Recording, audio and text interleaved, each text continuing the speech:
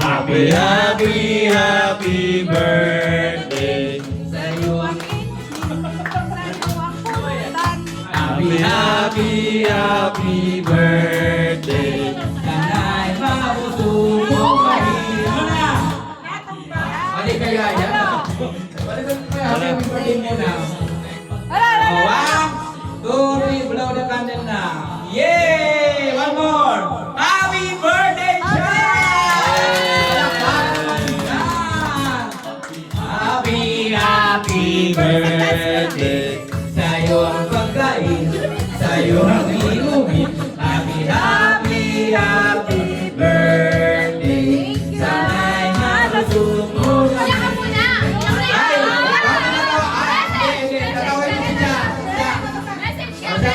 Message, message, message. Ano magsabi mo? Ano masasabi mo sa kabaliwan namin? Hapon pa. Wait! Oh, ayan na! Hapon pa yan! Yung kilay. Kilay!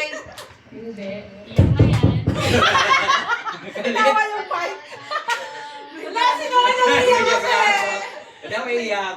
Ay, huwag kang iiyak to yan. Kamukha mo si Gladys Reyes, mayamon ka pa na.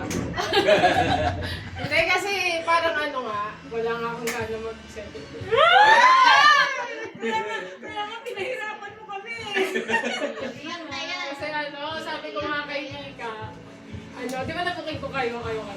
Sabi ko ayoko na magpanggap na na-surprise ako, ganyan. Kasi iba yung emotion. Pag talagang totoo, sabi ko, ba't pag ako yung nag-arrange, successful. Pero pagdating sa akin, parang ang hirap.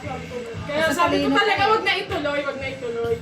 Kasi nung nabasa ko yung GC, sabi ko, either magpapanggap ako or sasabihin ko sa kanila na alam ko. Kaya sinabi ko, kasi lulukoyin ko lang din sa sarili ko yung surprise. And then ito. Ibig sabihin niyan siya, marami nagmamahal sa'yo. Pero Kasi at least, mabuti kang- kanina mo lang na feel na tuloy. Hindi mo na tinuloy namin. Kung natulugan ko man po, pero hindi ko in-expect na hindi ko kayo. Iyak na yan! Iyak na yan! Iwan na!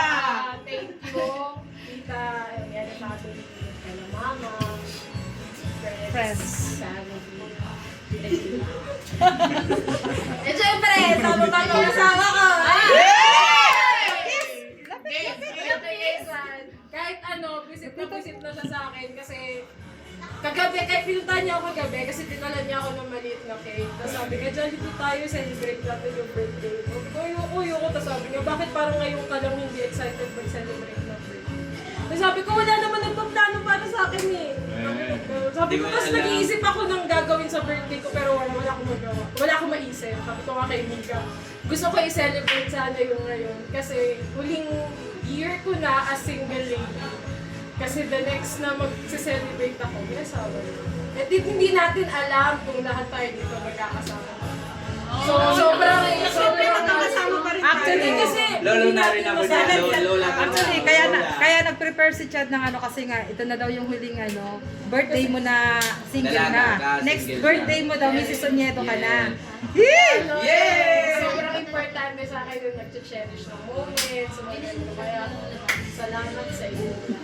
Yes! Salamat! Ay, yan na! Thank you!